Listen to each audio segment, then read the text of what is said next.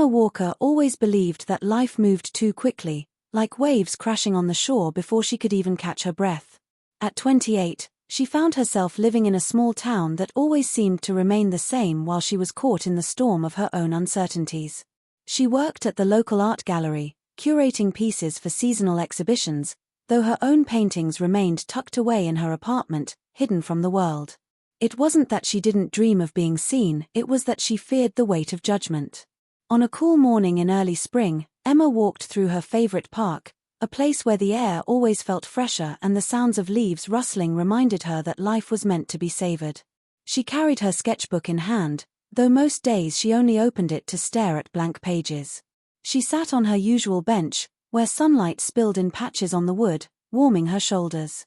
She loved this spot because it was quiet, almost as if the world didn't know it existed. That was when she noticed him. Daniel Hayes was walking his golden retriever along the narrow path that circled the pond. He looked to be in his early 30s, his stride easy, his posture relaxed. The kind of man who seemed comfortable in his own skin. His dog, full of energy, tugged at the leash and suddenly darted toward Emma. She startled as the dog bounded over, tail wagging furiously, nearly knocking her sketchbook from her lap. "I'm so sorry," Daniel said, catching up quickly. His voice was warm, with an apologetic smile tugging at his lips. "He thinks everyone wants to be his friend." Emma laughed softly, kneeling to pet the golden retriever. "Well, he's not wrong," she said, running her hand through the dog's fur. The animal leaned into her touch, clearly approving. Daniel watched her with quiet curiosity, noticing how her laughter carried, how it felt genuine in a way he hadn't heard in a long while. "I hope he didn't ruin whatever you were working on," he added, gesturing to the sketchbook. Emma shook her head. "No, it's just sketches. Nothing serious." She hesitated, then looked up at him. "He's beautiful." "What's his name?" "Cooper," Daniel replied. "He's the best thing that ever happened to me." That small exchange lit a spark neither of them could have anticipated. Daniel sat down on the empty side of the bench as Cooper sprawled out at their feet. They spoke in fragments at first about the weather, about the town, about how Cooper seemed to have a knack for introducing Daniel to strangers. But something in the rhythm of their words began to stretch time. For Emma, it felt easy, almost startlingly so. She wasn't used to opening up, yet here she was telling Daniel how she'd moved back to town after college, how she'd stayed because her parents were nearby, how she worked at the gallery.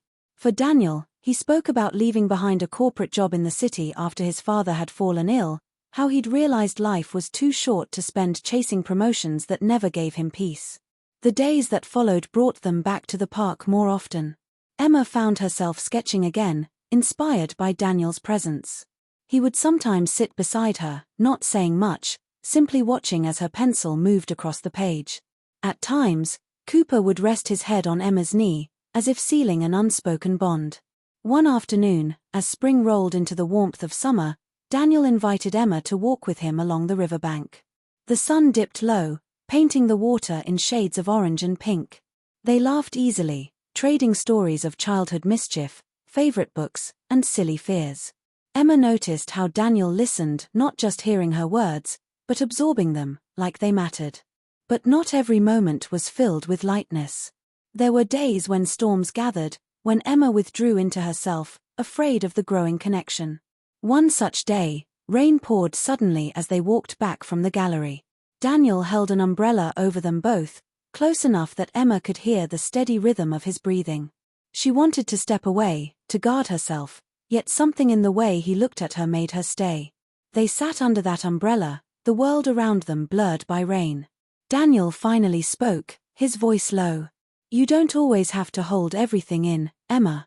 Sometimes letting someone in is the bravest thing you can do." Her chest tightened. She wasn't used to someone seeing her so clearly. It was weeks later, on a quiet evening, when the words that would anchor their story were spoken. They were walking across the old wooden bridge that stretched over the pond, the last rays of sunlight casting long shadows. Emma stopped, turning to look out at the water. Daniel moved to keep walking, but she whispered softly, "Wait, please, don't move yet." He froze, his heart racing. She turned her gaze back to him, and in that single moment, the world seemed to pause. The way she looked at him, like he was the first person to ever truly understand her, was breathtaking. "I don't want this moment to end," she admitted, her voice trembling. Daniel took a step closer, gently reaching for her hand. "Then let's not let it," he said. From that day on, Emma's sketches began to fill with color, with movement, with life. She painted Cooper chasing butterflies, she painted Daniel standing by the riverbank, she painted sunsets that reflected how her heart felt. And slowly, she began to let her work leave the safety of her apartment, bringing pieces to the gallery. Daniel encouraged her, never pushing, only reminding her that her art deserved to be seen. Their love story was not rushed, not consumed by dramatic gestures, but instead built quietly, piece by piece. Emma learned to trust in the steadiness of Daniel's presence, and Daniel found in Emma a reason to believe that love could be simple and profound at once. By autumn, the park where they first met became the backdrop for countless memories. Children played with Cooper, Emma sketched beneath the turning leaves, and Daniel often sat beside her, content to exist in the beauty of small, ordinary moments. And though life would continue to shift and change, they carried with them the memory of that one line that had altered everything, words spoken at sunset that bound two hearts together. "Wait, please, don't move yet." Because sometimes, in the stillness of a single moment, love writes its truest story.